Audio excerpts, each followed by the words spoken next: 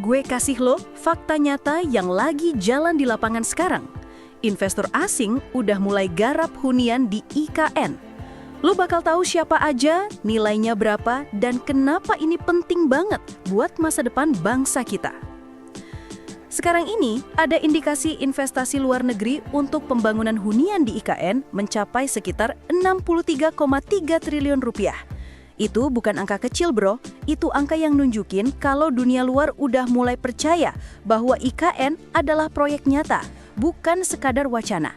Dunia melihat ada potensi besar dan mereka nggak mau ketinggalan kereta.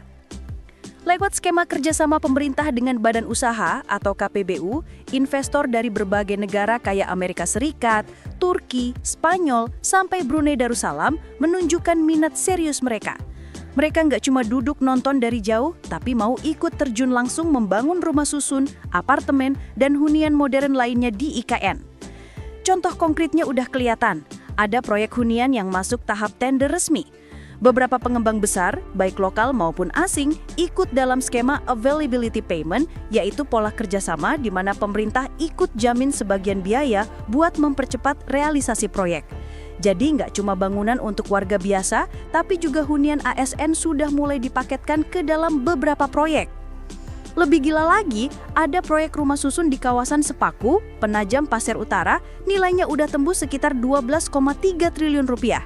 Ini dikerjakan lewat partisipasi investor asing yang mau ngebangun hunian massal dengan standar modern.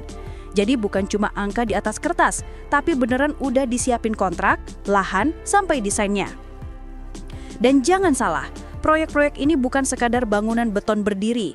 Di balik layar, ada serangkaian proses panjang kayak studi kelayakan, pemetaan lahan, penandatanganan hak tanah, sampai pengalokasian area khusus supaya investor punya kepastian hukum. Artinya, siapapun yang masuk bisa jalan dengan jelas tanpa ribet berbulan-bulan ngurus birokrasi. Memang ada hambatan, itu wajar. Tantangan logistik di Kalimantan kadang bikin lambat. Cuaca, akses jalan, pengiriman material yang ribet. Infrastruktur pendukung juga belum 100% sempurna.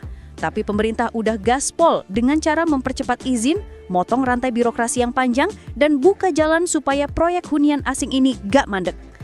Bayangin efek domino yang bakal muncul. Begitu hunian-hunian ini selesai, ribuan orang bakal menempati kawasan baru di IKN.